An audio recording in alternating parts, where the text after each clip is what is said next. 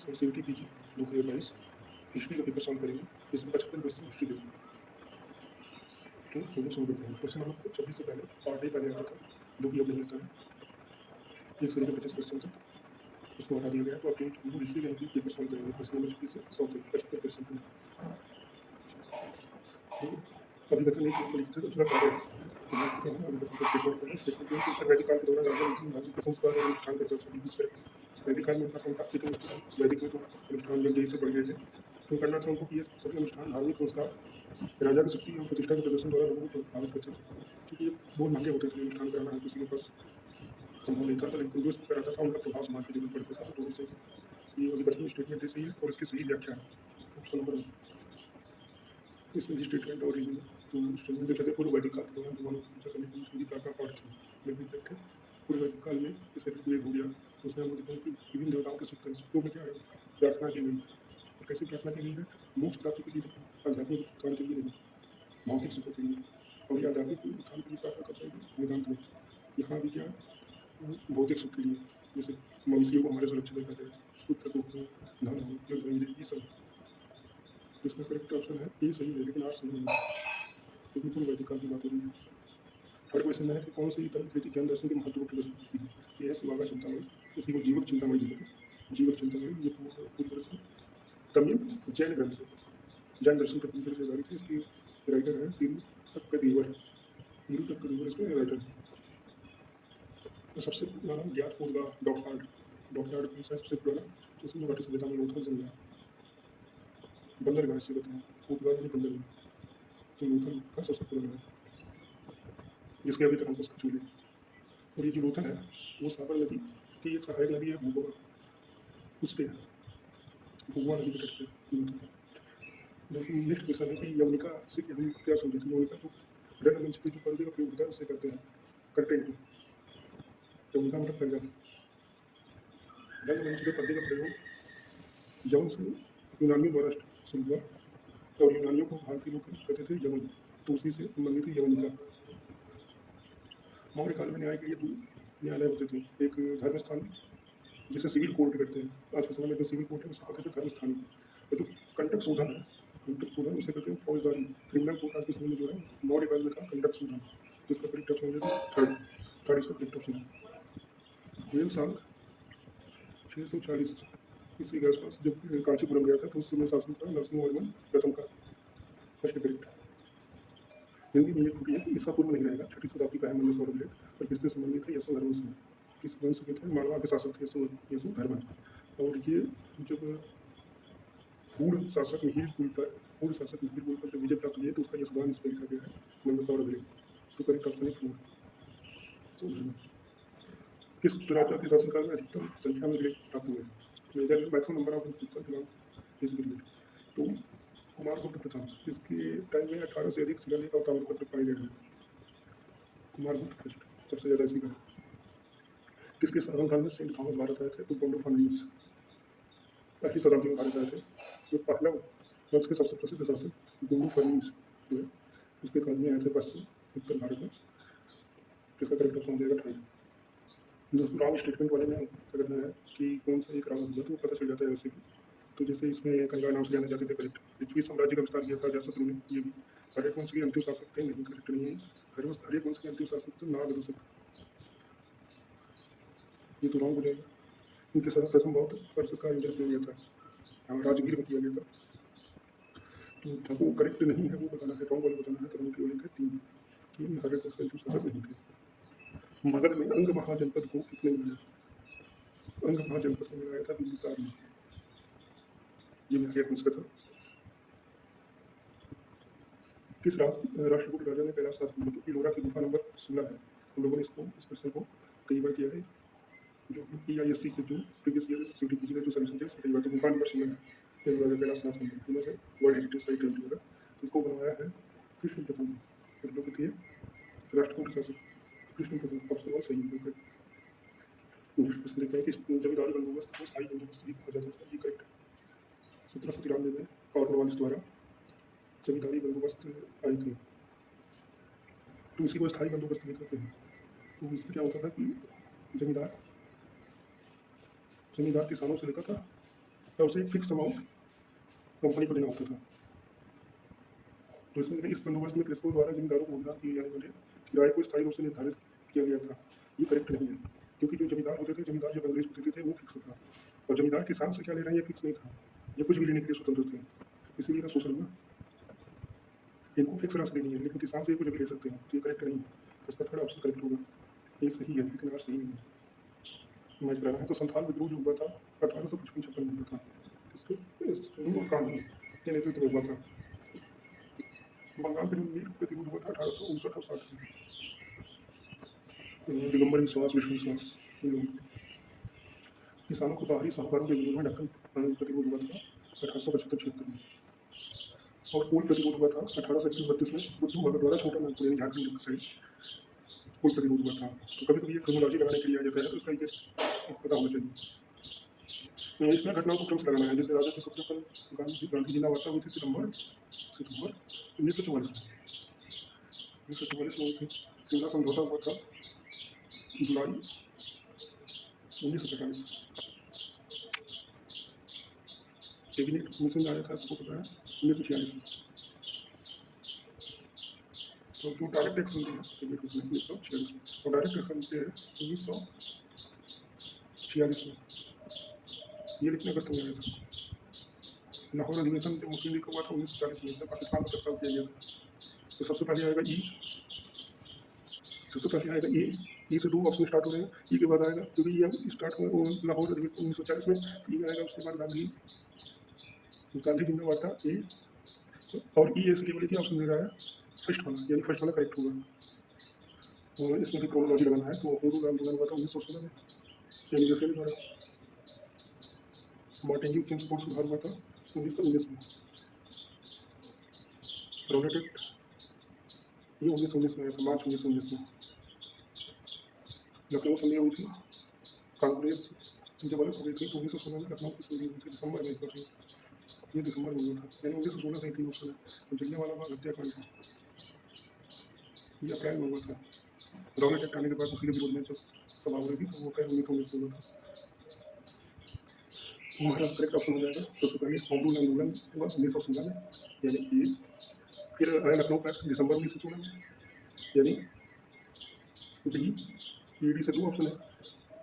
फिर हमारा आया बी, मार्टिन यूचेन स्पोर्ट्स सुधार, बी 1916 में, यानी ए बी बी सी एक ऑप्शन हम करेक्ट है। इन घटनाओं को कॉलम क्रोनोलॉजी वाले में लगाना है। सबसे पहले जो स्टार्ट करके जो सबसे लास्ट होगा उसको लास्ट में सेट करना है। तो यहाँ पे क्वेश्चन आता है। कानपुर षड्यंत्र जो मुकदमा था कम्युनिस्ट नेताओं के विरुद्ध जो था 1924 में। काकोरी षड्यंत्र जो मुकदमा था अगस्त 1925 में।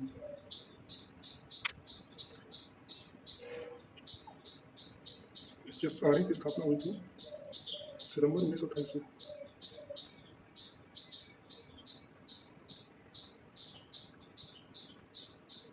चिड़गांव में जो संयुक्त हमला हुआ था अप्रैल 1930 में। 1930 में यशवंत सिंह द्वारा स्वराज पार्टी की स्थापना हुई थी 1930 में, यानी ई वाला सबसे पहले आएगा। ई फिर ए 1924 में हुआ था,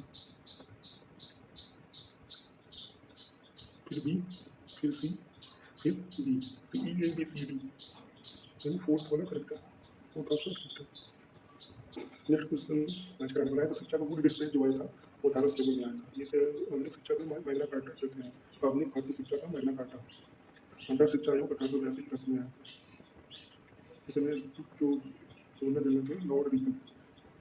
सैडलर आयोग 1917 से 1919 में आया था, और सार्जेंट वाला लास्ट में 1924 में। ये का एक, बी का 2, सी का 3, डी का 4।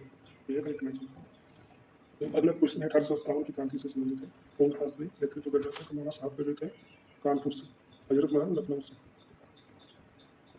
कुंवर सिंह बिहार से, और खान बहादुर खान और रोहित खान से। दोस्तों बता दें कि 1857 की क्रांति में स्वतंत्रता प्राप्त करने से ज़्यादा जो नेतृत्व करता अपने अधिकारों के लिए लड़ रहे थे, यानी उसमें एकजुटता नहीं थी।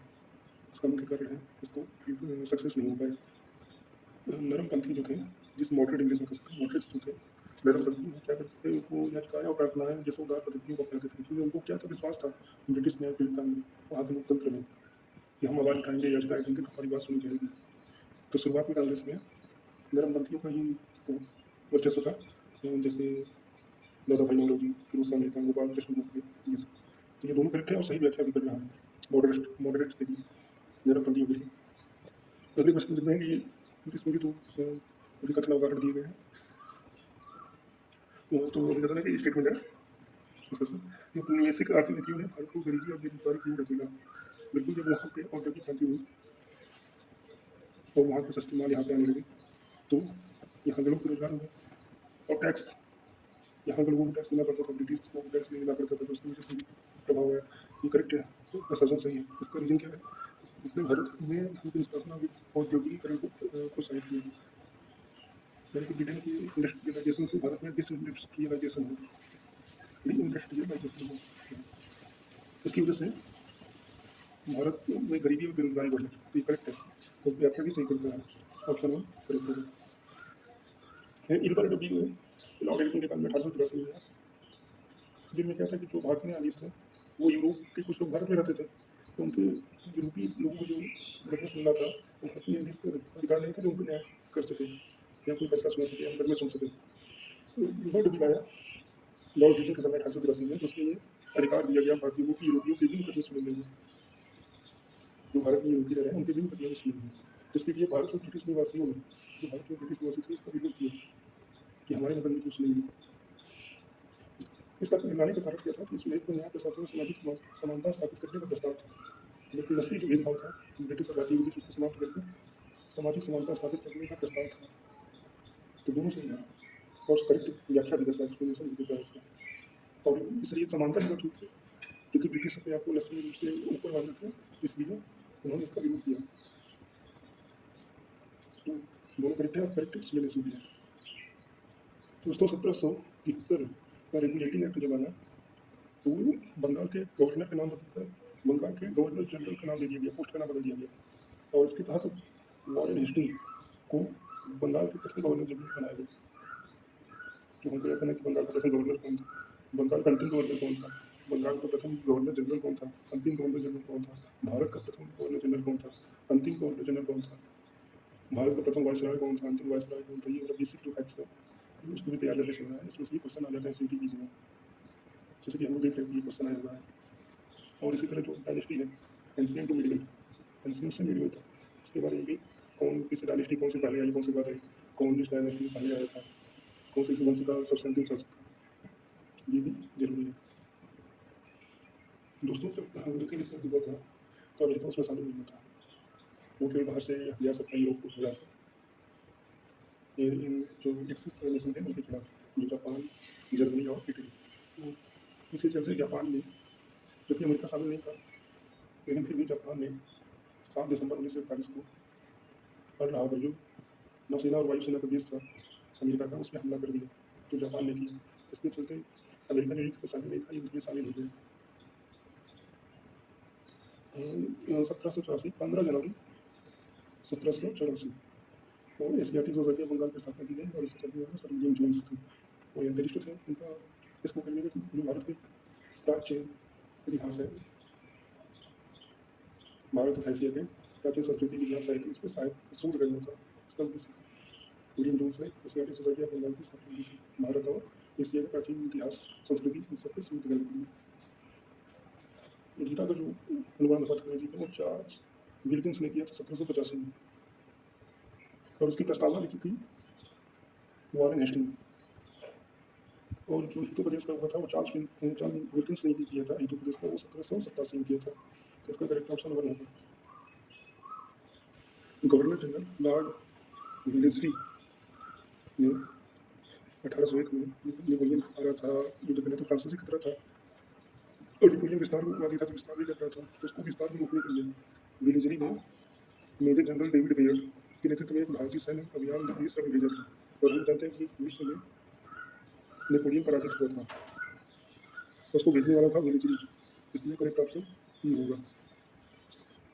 दोस्तों कम्युनिज्म जो है वो किसी स्टेट बाउंड्री को नहीं मानता है, तो इसलिए वो ग्लोबल है, तो जब रूस में बोल्शेविक क्रांति हुई थी तो लेनिन ने बाकी जगह की कम्युनिस्ट क्रांति के लिए एक कम्युनिस्ट इंटरनेशनल बनाया था, जिसमें एम एन राय को, जो कार्यकारिणी समिति है उसके लिए एम एन राय को भारत की तरफ से चुना गया था। तो ये एम एन राय चुने जाने वाले पहले भारतीय थे।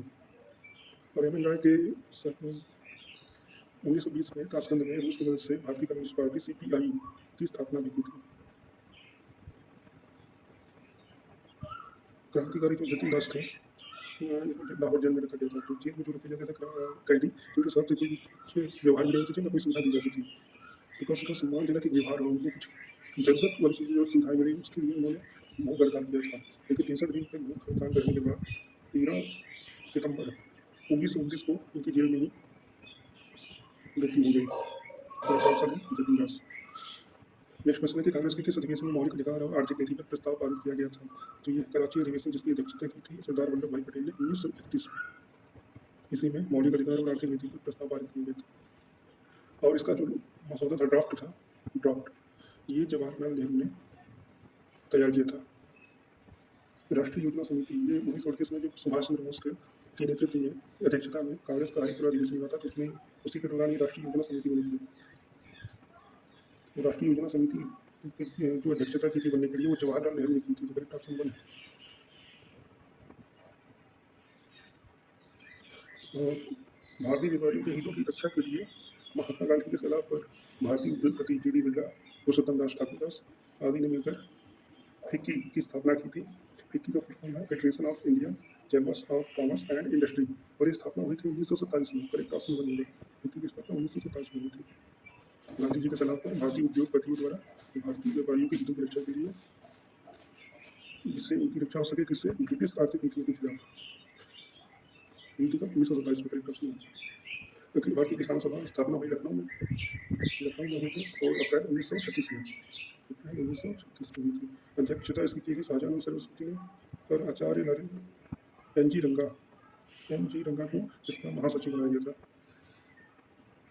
दूसरे जो प्रिंसली स्टेट थे, जो राजा महाराजा द्वारा जहाँ पे थे वहाँ पे, तो वहाँ पे लोकतांत्रिक अधिकारों के लिए एक central India state people conference की स्थापना होती है।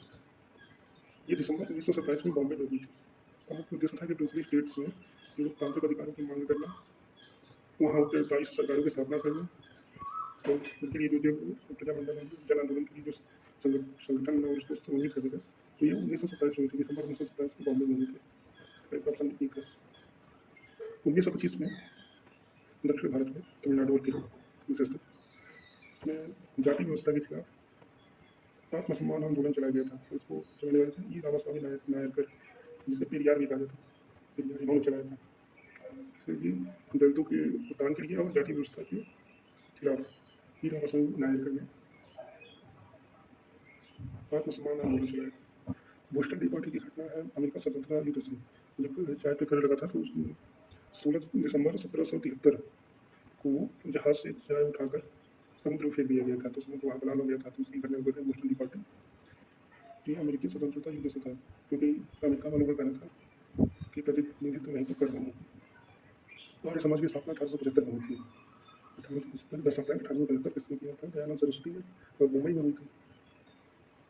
ये 16 महाजनपद तथा उनकी राजधानियों को पता होना चाहिए किसी का। तो ये मैच कराने के लिए आया कि कहाँ उसकी राजधानी थी। मगध शुरुआत की राजधानी थी ग्रीनविच, जिसे आज राजगीर बोलते हैं।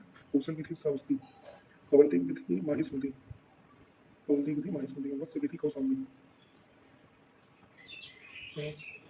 इसके लिए कालानुक्रम डायनेस्टी के लिए सबसे अच्छा कोड है सी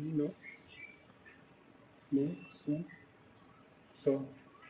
हरियक वंश, शिशुनाग वंश, नंद वंश, मौर्य वंश, शुंग वंश और ये काड़भ वंश। ये पूरा क्रोनोलॉजी कोड है। तो सबसे पहले आएगा हरियक वंश, फिर शिशुनाग वंश, फिर नंद वंश आएगा, फिर मौर्य वंश, फिर शुंग वंश। ये हो जाएगा सही क्रोनोलॉजी। ये सही एंशियंट से मिडिवल तक जितने भी डायनेस्टी है उनका क्रोनोलॉजी, और पहला और अंतिम शासक कौन था, कम से कम बेसिक पता होना चाहिए CDPG में। दोस्तों ये सवाल जो था ये हरियक वंश का था, और हरियक वंश हम लोग पता है नंद वंश और मौर्य वंश दोनों के पहले थे। तो ये सबसे पहले आ जाएगा बिंबिसार। डी से केवल एक ऑप्शन होगा, तो ऐसा दूर गया यहाँ पे, लेकिन हम और भी देख लेते हैं।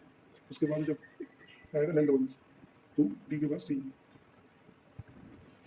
बिंदुसार जो था ये चंद्रगुप्त मौर्य और का बेटा और अशोक का पिता था। ये बाकी आएगा। और दशरथ उसका अशोक का बेटा था। बृहद जो था अंतिम मौर्य शासक था।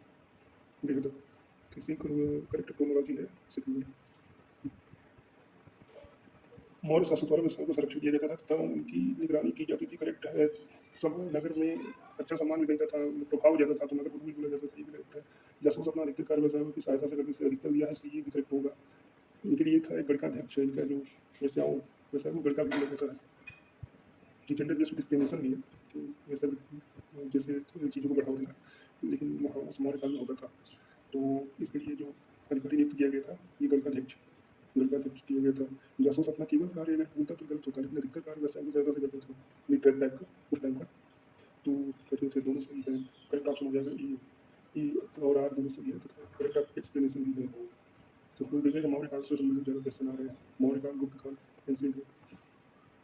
8वीं शताब्दी में नालंदा विश्वविद्यालय के जो महान भिक्षु व तांत्रिक गुरु थे उन्हें गुरु रिनपोचे भी कहा जाता है। पद्म संभव ये 8वीं शताब्दी में वहाँ पे गए। तिब्बत में कौन सी शाखा स्थापित की? बद्रियाल शाखा स्थापित की वो, और वहाँ के लोगों को बौद्ध धर्म में परिवर्तित करने में महत्वपूर्ण भूमिका निभाती है। तिब्बत के लोगों को बौद्ध धर्म में परिवर्तित करने का कार्य किया था पद्म संभव। गुरु रिनपोचे से उन्हें बुलाया जाता था, गुरु रिनपोचे। पहले क्या होता था कि रास्ते ठीक से चल रहे थे, लोग बांटते थे, लोग बांट होते थे, तो ये सब तो एक साथ व्यापारी चलते थे, अकेले नहीं जाते, एक साथ पूरा चलते थे, कारवां बना के चलते थे। कारवां जो उसका प्रमुख होता था उसको बोला जाता था सार्थवाह, सार्थवाह बोला जाता था। ये करेक्ट है। और सृष्टि शब्द का प्रयोग होता था व्यापारिक गिल्ड के लिए या धनिक व्यापारियों के लिए। व्यापारिक गिल्ड का जो धन होगा उससे सृष्टि बनेंगे, या धनी व्यापारी होगा उससे। बुद्ध महिलाओं को अपने संघ में शामिल करने के खिलाफ थे। उनके प्रिय शिष्य थे आनंद। आनंद के बार बार अनुरोध करने पर उन्होंने आज्ञा दे दी। सबसे पहले बौद्ध भिक्षु बनाया गया माता गौतमी, महाप्रजापति गौतमी को। कौन थी? बौद्ध की सौतेली माता या मौसी मौसी थी बुद्ध की। इन्होंने अपने परिवार को छोड़ा था, लेकिन परिवार के लोग ही बुद्ध से हम लोग जुड़े रहे। देख सकते हैं। पशुपत पंथ के संस्थापक कौन थे? लवलीस थे पशुपत पंथ के संस्थापक। चंद्रगुप्त प्रथम ने युद्ध संघ का प्रारंभ किया था 319 ईस्वी। वैसे गुप्त के उत्तराधिकारी चंद्रगुप्त भी थे, तो ये ऐसा नहीं बोला जा सकता क्योंकि रामचंद्र भी थे बीच में। तो रामचंद्र के बाद चंद्रगुप्त भी बने, तो रामगुप्त कुछ समय गद्दी में बैठा। वो रामगुप्त के बाद चंद्रगुप्त गद्दी में। हरिश्चंद्र समुद्रगुप्त के राजकवि थे। करेक्ट है। समुद्रगुप्त ने दक्षिण भारत के शासक को हराया था। ग्रहण मोक्षानुग्रह से आया था, यानी पहले ग्रहण किया फिर मोक्ष दे दिया। समुद्रगुप्त को कुमार की उपाधि दी गई थी। स्टेटमेंट रॉन्ग है। चंद्रगुप्त को दी गई थी। समुद्रगुप्त को कविराज कविराज की उपाधि दी गई थी और सारा प्रमाण की उपाधि दी गई थी। हड़प्पा सभ्यता की कुछ स्थानों में मिलान कराना है किस राज्य में है? तो मालदा जो है जम्मू कश्मीर में है, चिनाब नदी। संगोल जो है पंजाब में है। मित्तल इसे मीठाठल जो है हरियाणा में। और हुल्लास जो है उत्तर प्रदेश के सहारनपुर जिले में। तो अगला क्वेश्चन ताम्र प्रसारण संस्कृति से है। तो आहार जो हो जाएगा राजस्थान में, जोरवे महाराष्ट्र में, प्रवरा नदी में, महिषासुर हो जाएगा बंगाल में। तो ईरण मध्य प्रदेश में। ये हो जाएगा करेक्ट आंसर। हड़प्पा सभ्यता के बाहर के साथ हाँ उसमें जो संस्कृति जैसे शब्द होते हैं मेसोपोटामिया ये सब, तो उनके साथ उनके संबंध थे क्योंकि मोहरे वहाँ पाई नहीं है, समाधान पाए गए है ना। मोहरे हड़प्पा मोहरे मेसोपोटामिया पाई नहीं है, तो दोनों को व्यापार में करता था। दोनों कथन करेक्ट है। मौर्य शासन में व्यापक प्रशासनिक संरचना विद्यमान थी। करेक्ट है। केंद्रीय केंद्रीकृत होगा तो अधिकारियों को ज़्यादा रखा गया था, तो व्यापक प्रशासनिक संरचना विद्यमान थी। ब्यूरोक्रेसी ज़्यादा होगा, ब्यूरोक्रेट्स ज़्यादा होगा। तो और मौर्य शासन अपने अधिकारियों को भूमि अनुदान के रूप में करते थे। भूमि अनुदान साहब कहाँ से स्टार्ट हुआ? गुप्त काल में अपने चरम पर पहुंचा। भूमि अनुदान नहीं करते थे, नगर भी कम किया जाता था इनको। तो कथन एक सत्य है, लेकिन कथन दो असत्य है। 1678 में मारवाड़ जोधपुर के महाराजा जसवंत सिंह की मृत्यु हुई। इसके बाद मुगल सम्राट औरंगजेब ने मारवाड़ को खालसा भूमि उसे कहते हैं जो मुगल साम्राज्य के सीधे नियंत्रण में आती थी, उसको घोषित कर दिया औरंगजेब ने। और जो जसवंत सिंह के नवजात पुत्र अजय सिंह को मारवाड़ का उत्तराधिकारी मानने से इनकार कर दिया। मानने से इनकार कर दिया, लेकिन इसी उत्तराधिकार के मुद्दे को लेकर 1679 में मारवाड़ के राठौरों ने वीर दुर्गादास राठौर के नेतृत्व में मुगलों के खिलाफ एक कड़ा और लंबा संघर्ष शुरू किया। ठीक है, तो हम लोग इसको देख लेते हैं कि 1679 में महाराज जसवंत सिंह के तीन पश्चात राठौर विद्रोह हुआ। इसी को राठौर विद्रोह कहते हैं, जो दुर्गादास की। इस विद्रोह के कारण गद्दी के उत्तराधिकार प्रश्न से संबंधित था, बिल्कुल करेक्ट है, दोनों सही और सही व्याख्या भी करते हैं। राठौर विद्रोह मारवाड़ यानी जोधपुर से संबंधित है। वीर दुर्गादास यहाँ का कटप्पा। 1556 के पानीपत के युद्ध बाबर के 12,000 सैनिक थे, उनकी सहायता से 1,25,000 की फौज बने इब्राहिम लोधी को हरा दिया था, बिल्कुल हरा दिया था। बारूद और आग्नेयास्त्र में उत्कृष्ट सैन्य रणनीतिक प्रदर्शन किया था। तो इब्राहिम लोधी की सेना में हाथी ज़्यादा थे और पद्धति थी जो मीटर पुराना था। पहली बार बारूद का प्रयोग किया भारत में बाबर ने। तो जब बारूद के प्रयोग से, तो खानों के प्रयोग से हाथियों की सेना में भगदड़ हो गया, तो हाथी पगले सैनिक में को भी कुचलने लगे, भगदड़ में। और इसने तुड़ुगमा नीति भी पद्धति को अपनाया था, जिससे 12,000 सैनिक भी 1,25,000 की फौज को हरा पाए। तो दोनों सही और करेक्ट एक्सप्लेनेशन दिए। दोस्तों, जैसा कि हमने ऊपर ही चर्चा की थी कि बारूद के प्रयोग से बाबर ने मुगल साम्राज्य को स्थापित किया भारत में। तो आज के इतिहासकार भी जैसे इटरेस नॉर्ड, माइकल हॉडसन, ये भी इस्लामी शासक बाबर की अवधारणा से जुड़े थे, जिसने प्रयोग में उनके साम्राज्य को विस्तार किया था। और बाबर उसके पूछते हैं भारत में मुगल साम्राज्य की स्थापना की अनेक युद्धों को जीतने के लिए बारूद और बंदूकधारी को प्रयोग किया था। कारण भी करेक्ट है, तो ये करेक्ट एक्सप्लेनेशन देता है। जो यात्री आए थे विदेशी और किसके समय आए थे मैच कराना है, तो ग्रीन फिल्ड जहांगीर के समय जहांगीर का अंग्रेज था 1608 में। इब्न बतूता मोरक्को में था। मोहम्मद बिन तुगलक का समय था 1335 में। और राल्फ फिंच था जो अकबर के समय आया था, अकबर। और फ्रांसवा बर्नियर था जो शाहजहाँ के समय आया था। अकबर ने 16 की विधि अपनाई थी और सभी धर्म को अच्छे चीज़ों को मिलाकर बनाया था। तौहीद इलाही जैसे कहते हैं, दीन इलाही, ये बनाया था। तो ये करेक्ट है, ये करेक्ट है। उसके मानने वाले केवल नवरत्नों में जो था बीरबल, बीरबल क्यों मानता था, मान सिंह नहीं। तो कट्टर रणवाई इन्होंने मानने से इनकार कर दिया था, किसने नहीं माना था। मुस्लिम भी नहीं माने थे, बीरबल माने थे, बहुत कम लोग माने थे इसे। तो ये वाला गलत हो जाएगा, फर्स्ट वाला करेक्ट होगा, अठारह वाला आपसे सही है। मेवाड़ के सिसोदिया के साथ युद्ध के दौरान मान सिंह जैसे विश्वसनीय और मुस्लिम तो मेवाड़ के सिसोदिया यानी महाराणा प्रताप से जब युवा था अकबर का, तो नेतृत्व मान सिंह ने किया था, ये वाला करेक्ट हो जाएगा। और 1615 में जहांगीर के शासन के दौरान राजकुमार कीर्तन के नेतृत्व में मेवाड़ के सिसोदिया ने आत्मसमर्पण किया था। तो हाँ, ये भी करेक्ट है, लेकिन एक्सप्लेनेशन नहीं मिलता है, तो हम ऑप्शन होगा दोस्त करेक्ट होगा, क्योंकि दोनों करेक्ट है लेकिन एक्सप्लेनेशन एक दूसरे को एक्सप्लेन नहीं कर रहे हैं, इसको एसएससी को रीजनिंग एक्सप्लेन नहीं कर पा रहा है। मान सिंह और बानी खुर्रम, ये दोनों बात की घटनाएं हो गई। तुर्की शासन द्वारा उत्तर भारत में हरियाणा के पंजाब में कई भूमि बसाने के लिए यमुना सतलज नदियों से नहरों का निर्माण किया गया था। यह सात तुगलक ये सिविल वर्क ज़्यादा करता था। सात तुगलक तो है जो सातिया शब्द है ये मध्यकाल में पतियन भी यानी फारसी पहिया के किया जाता था। ये रहड़ की तरह होता था, रहड़ भारत में। तो इसमें क्या होता था, सिंचाई के एक यंत्र होता था, सिंचाई के लिए जैसे बाल्टी वाल्टी लगी है, ये नीचे जाता था, पानी लेता था, फिर इधर गिराता था, ये पूरा एकदम बैलों के द्वारा चलाया जाता था। पर्सन भी करेक्ट है, सातिया उसे बोलिए। तैमूर के वंश का जो था शासक था मध्य एशिया में, शाहरुख ने अपने राजदूत को भेजा था, अब्दुल रज़ाक समरकंदी को भेजा था, भारत भेजा था। तो ये 1443 में देवराज द्वितीय के शासनकाल में दक्षिण भारत में विजयनगर साम्राज्य में आया। तो उसने वहीं पे यहाँ जो राजधानी है विजयनगर, वहाँ में हर जगह जवाहरात, हीरे जवाहरात, ये सब जो देखने का व्यापक वर्णन किया था। यहाँ के जो वैभव पे उससे बहुत आश्चर्यचकित था वो। तो ये करेक्ट है, शाहरुख जो राजा था वो भेजा था, ये राजदूत था अब्दुल रज़ाक। और एक क्वेश्चन आता कि अब्दुल रज़ाक किसके शासनकाल में आया था, तो देवराज द्वितीय के 1443 में। जब पंजे से मृत्यु हो गई तो अराजकता उत्पन्न हुई। तो सेकेंड दो सिख वार हुए थे। तो ये जो चिड़िया वाला है सेकेंड सिख एंग्लो सिख वार है। सेकेंड एंग्लो सिख वार में इसमें क्या हुआ था कि अंग्रेजों की तरफ से थे लॉर्ड गॉफ और सिखों की तरफ से शेर सिंह अटारी वाला, इन दोनों में युद्ध होगा। लेकिन सिख हार गए। तो इसका डेट था 13 जनवरी 1849। ये करेक्ट है, 13 जनवरी 1849 यही पूछा गया। ये निर्णायक युद्ध हो गया था। वैसे तो इसका कोई निर्णय नहीं लगा, लेकिन सिख कमजोर हो गए थे, हराया गए थे। अकबर ने जो संस्कृत के विभिन्न ग्रंथों का फारसी में अनुवाद करने के लिए फतेहपुर सीकरी में एक अनुवाद विभाग जिसे बोलते थे मकतब खाना की स्थापना की थी। इसी विभाग के तहत हाजी इब्राहिम सरहिंदी ने अथर्ववेद का फारसी में अनुवाद किया था। सिंहासन 32 तीसरी का अनुवाद सौंपा गया था अब्दुल कादिर बदायूनी। बदायूनी ने विद्वान ब्राह्मण के सहयोग से इस ग्रंथ का अनुवाद किया और इसे सीरत अफजा ज्ञान यानी इसका मतलब है ज्ञान बुद्धि बढ़ाने वाला ग्रंथ इसका नाम दिया। तो अकबर को लोक साहित्य हो गया, कोई भी मतलब किताब पढ़ी, हाँ वैसे तो अनपढ़ था लेकिन इसे किताब कोई पढ़ के सुनाए तो अच्छा लगता था, नॉलेज का रिस्पेक्ट करता था। इसके हरम में भी बहुत से पुस्तकालय था जिसमें महिलाएं इसको, इसकी हरम की महिलाएं इसको डेली किताब पढ़ के सुनाती थी। एंशियंट टाइम में मैक्सिमम जो आविष्कार हुए हैं तो भारत में या तो चीन में हुए हैं मैक्सिमम। तो 5वीं शताब्दी में जो घोड़े के कल्पिता था कॉलर, ये चीन में हुआ था, इसका आविष्कार चीन में हुआ था। 1731 में चेचक विरुद्ध उपचार सर्वप्रथम कहाँ आरंभ किया था? ये बंगाल में आरंभ किया गया था।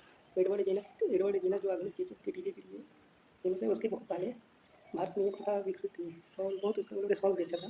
तो रॉबर्ट 1731 में रॉबर्ट कोल्ट ने इस इंडिजिनस जो भारतीय स्वदेशी टीकाकरण है इसको डॉक्यूमेंटेशन किया था, इस पर रिसर्च किया था रॉबर्ट कोल्ट ने। तो ये बंगाल में फेमस था। तो द्रविड़ भाषा की नवीनतम भाषा है 17वीं शताब्दी में अपनी पहचान द्रविड़ स्थापित किए थे। मलयालम सबसे लेटेस्ट है द्रविड़ भाषाओं में।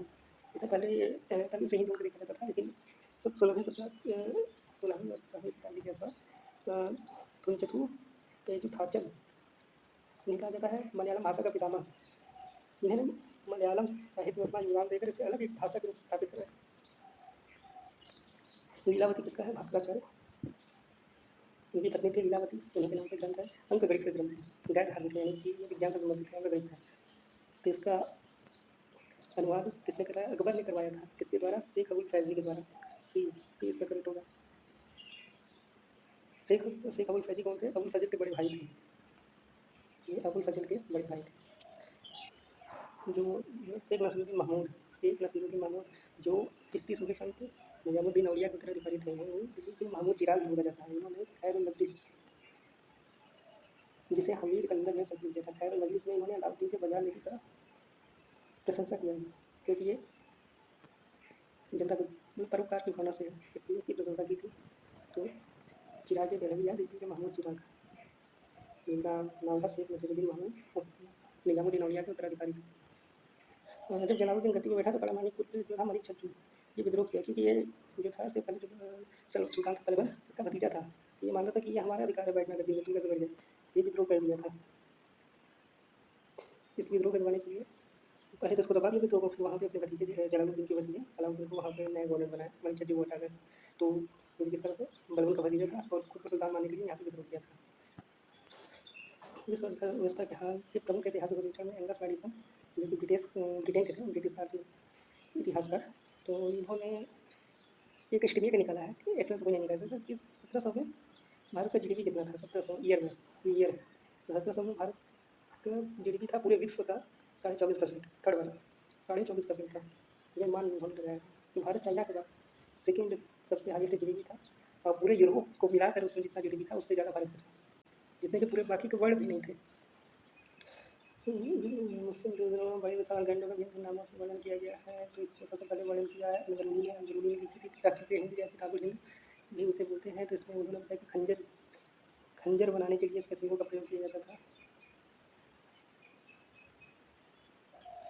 इनाम भूमि जो होती थी मध्यकाल में, जो मुस्लिम धार्मिक लोगों को दी जाती थी, तो मुस्लिम धार्मिक संस्थानों को जो भूमि दी जाती थी उसके नाम कहते थे। तो धार्मिक संस्थानों को भूमि अनुदान जो दिया जाता था, इनाम होता था, इसमें भूमि अनुदान दिया जाता था। जो धार्मिक लोग होते थे उनको भी भूमि दी जाती थी, उलिमाओं को, मौलवियों को या सूफी संतों में उनको दी जाती थी इनाम भूमि।